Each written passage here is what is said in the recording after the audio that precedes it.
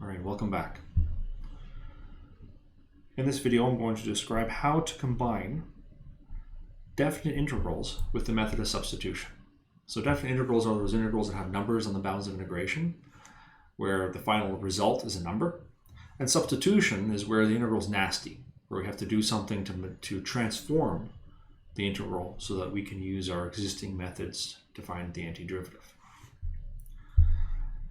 I'm just going to dig right into it and show you how to do it. There isn't much new in terms of theory.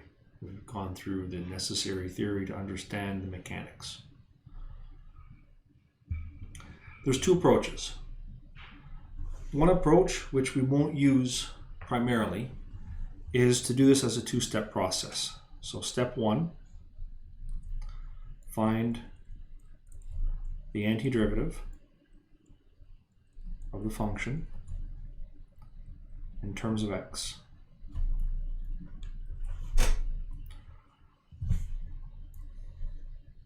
So that's going to be, how do we do that? Well, we do a substitution. I'm going to let w equal 4x, and dw by dx is equal to 4.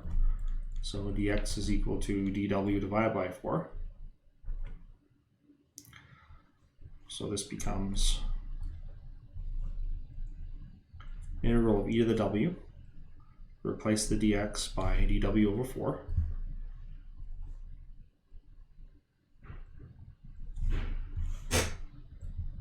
So this becomes 1 over 4 antiderivative of e to the w, dw, factoring that constant out of the integral. Antiderivative of e to the w is just e to the w plus c. And then we can undo the substitution, 1 over 4 e to the 4x plus c. And then we're not done. This is only step one. Now we're going to plug this into step two.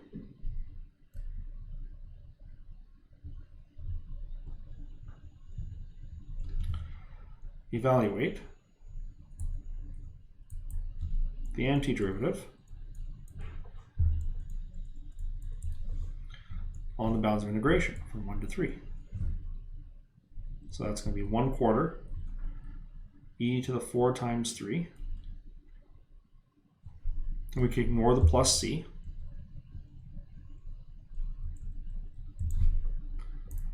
Minus 1/4, plug in the top, or plug in the bottom bound, e to the 4 times 1. So 1 over 4 e to the 12 minus 1 over 4 e to the 4. And that'd be our answer.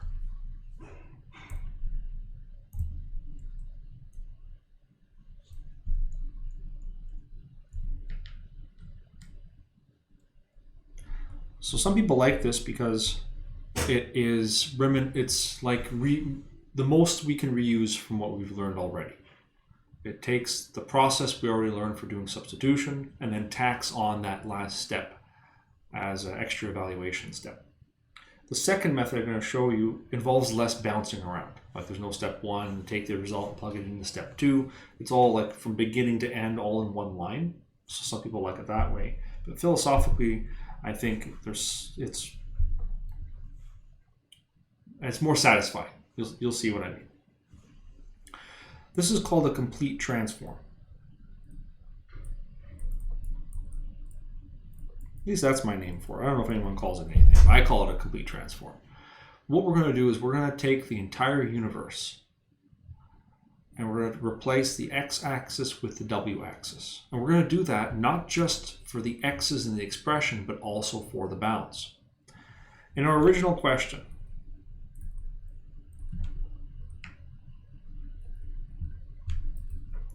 bounds are x equals 1 to x is equal to 3. When we do our substitution, we're going to have to change the bounds as well. So I'm going to let w equal 4x just as before. X equals 1. Well, I'll do the dw by dx stuff. dw by dx is 4. So dx is dw over 4. And x equals 1 turns into w is equal to 4x, so w is equal to 4 times 1, which is 4. X equals 3 turns into w is equal to 4 times 3, so w is 12. And that's what we replace the bounds with. I'm going to integrate from, my 1 gets replaced by a 4, my 3 gets replaced by a 12, my e to the 4x gets replaced by e to the w, and my dx gets replaced by dw over 4. Once we do this, we're committing. We are not going to go back to x at the end. We've completely left the x-axis. We've gone to the w-axis entirely.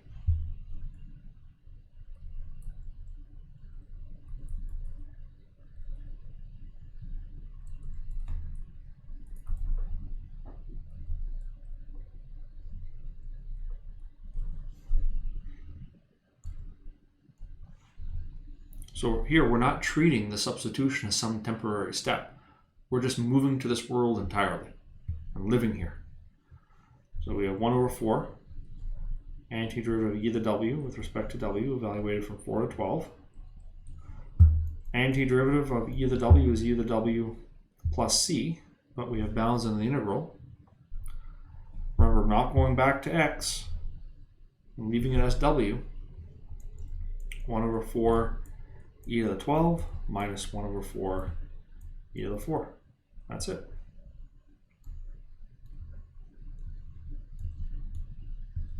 Same as before.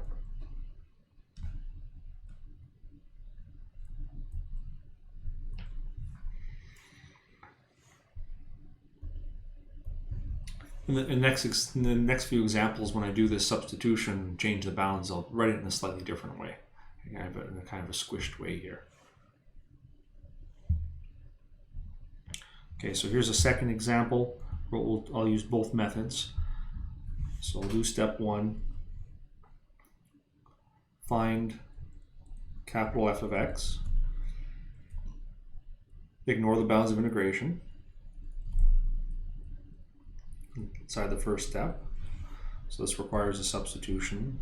Let w equals, so what do we let w equal here? Well, we have tan of x plugged in, so I'm going to do that. Let w equal tan of x. I know I'm going to need dx in terms of w, so I'm going to take the derivative, rearrange the derivative to get dx all by itself, dw divided by secant squared. Kind of do a high five to myself because I'm looking at the expression. I got a secant squared on the bottom, secant squared on top. It's going to be good when I plug it in. All those x's are going to disappear. I'm going to transform integral. Integral e to the w secant squared of x, and then dw over secant squared x. Secant squared x is cancel, and we have a nice integral e to the w, which is e to the w plus c, and then we can replace w by tan of x. So you get a tan of x plus c. And then we use that in step 2. Integral from 0 to pi over 4 of f of x dx is equal to capital F of x, evaluated from 0 to pi over 4. It's just a different way to write it. And we can hide the plus c.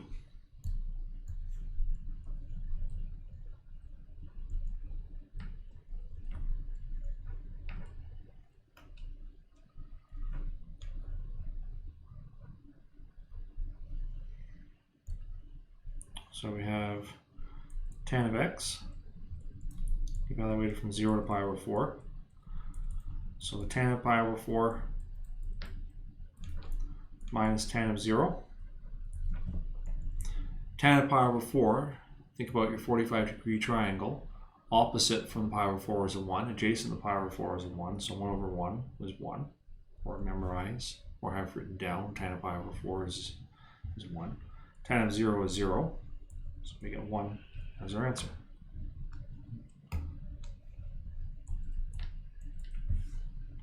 And then I'll do the other method. I'll do method 2. So the committed to the transform method.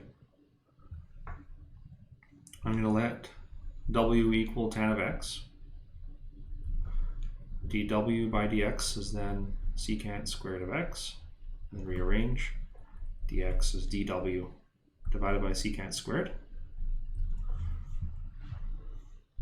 X equals 0 turns into w is equal to tan of 0, since w is tan of x, which is 0.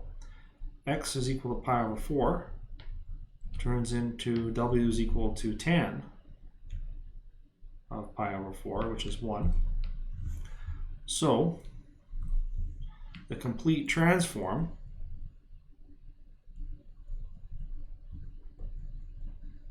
bounds and everything, which means we commit to being in the new variable dimension, not the x dimension. We get integral from 0 to 1 of e to the w secant squared of x times dw over secant squared of x. Secant squareds cancel.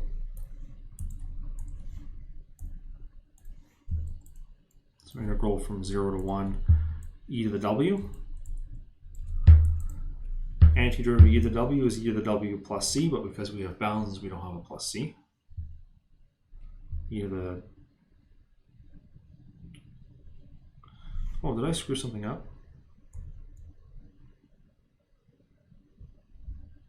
Ooh, I did screw something up over here. This is e to the tan of x. I forgot about that. E to the tan of x. So e to the tan of pi over 4 minus e to the tan of 0. Oh my goodness. No one was here to yell at me. Usually there's students to yell. What have you done? This time I have to yell. What have I done? So e to the 1 minus e to the 0. E minus 1. What clued me off that I had made a mistake was it didn't match with what I'm getting here. Okay, it has to match. These methods are equivalent. So this is e to the w evaluated from 0 to 1. So e to the 1 minus e to the 0, which is e minus 1. Same as before. And sorry for making that error. I just forgot about the base. Same as before. Same as before. So what do you prefer? Now you could take 2 pieces of paper, write out each one, and then weigh the papers. See which one weighs more. And that would be the most work. And then pick the one that's lighter. Or you just pick one that you like more. If you're not sure, use method 2. And I strongly recommend method 2 for another reason, because there's some problems where you are forced to use method 2. So it's good practice to use it. Here's such an example. It's a transform question where we don't want you to solve the entire thing from beginning to end. We're just testing one step. We're just testing the substitution step. Can you work through the entire substitution? Let something equal something. So we got a nasty looking expression. We're gonna have to play some tricks to get it to work out nicely.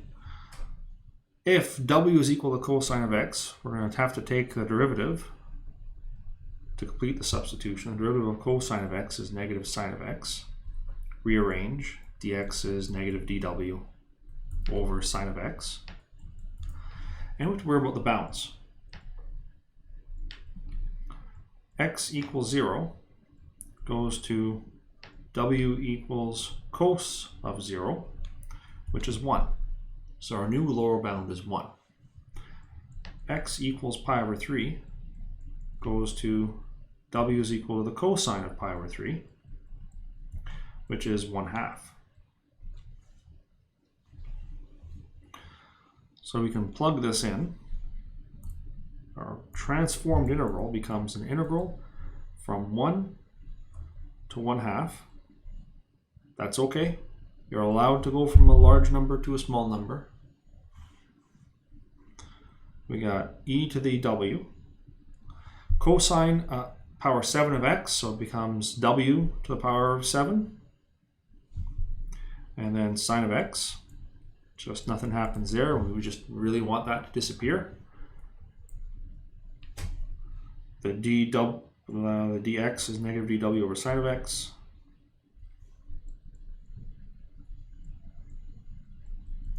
And the sine of x's do cancel, so we're happy. The old variable is gone, yay.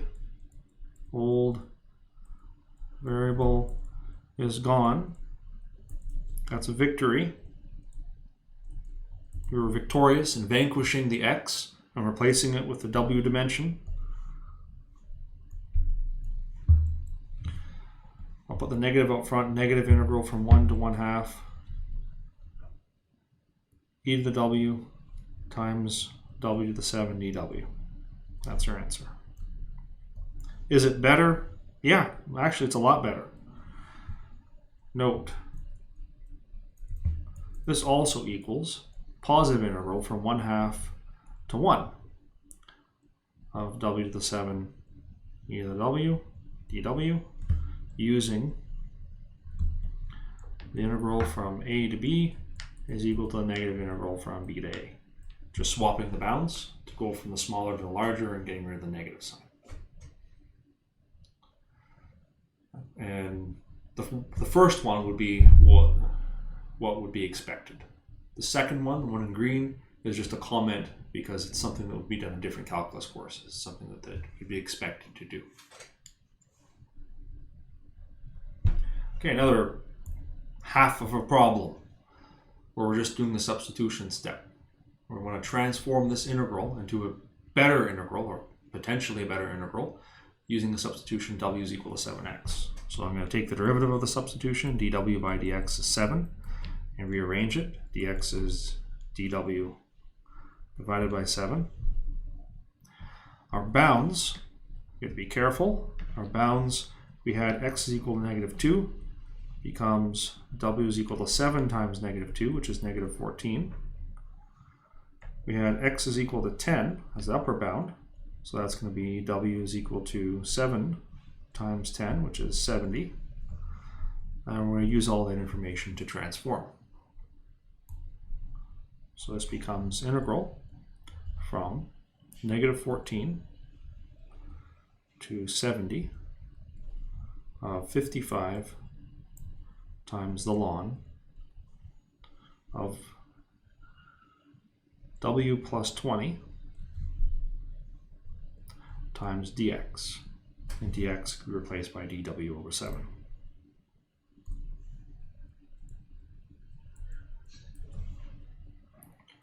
And then I'll bring all the constants up front. So we have a 55 over 7, integral from negative 14 to 70 of the ln of w plus 20 dw.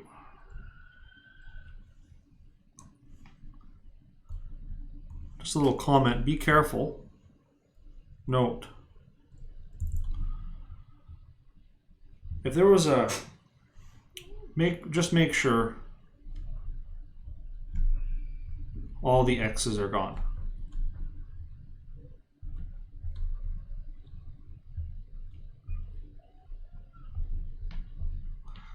If you got a straight x hanging out, like let's say it was 5, or let's say it was 55x instead of 55 ln stuff, say there's an extra x term in there, we couldn't declare victory. We would have to rearrange that x is equal to w over 7 and replace that x with a w over 7.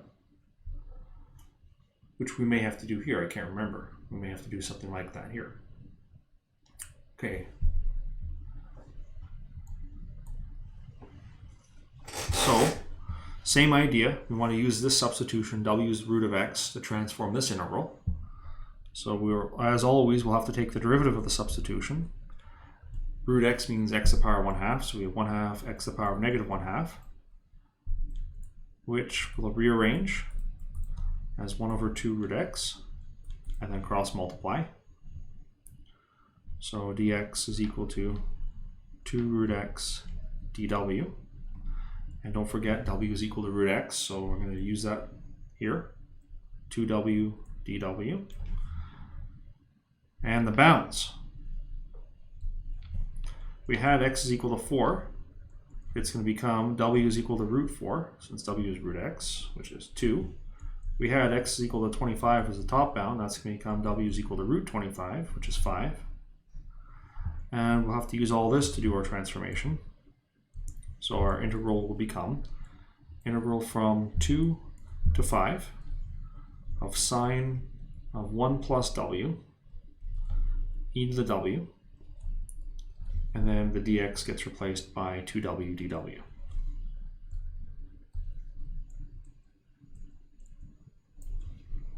I'll bring the 2 out front. Integral from 2 to 5. Bring the w in front of the sine function. W times the sine of 1 plus w times e to the w dw. And you wouldn't want to tangle with this integral. This is not a very nice integral. I'm not even sure how to approach it. The more I look at it, the worse it gets. It's a really nice thing to be able to stop here for a question like that. I'd probably open up, like if I needed this, if I desperately needed the number that would come from this, I would get out some software, get out Python, and write a numerical code to estimate what that integral is. But maybe there's an analytical approach. I'm not sure.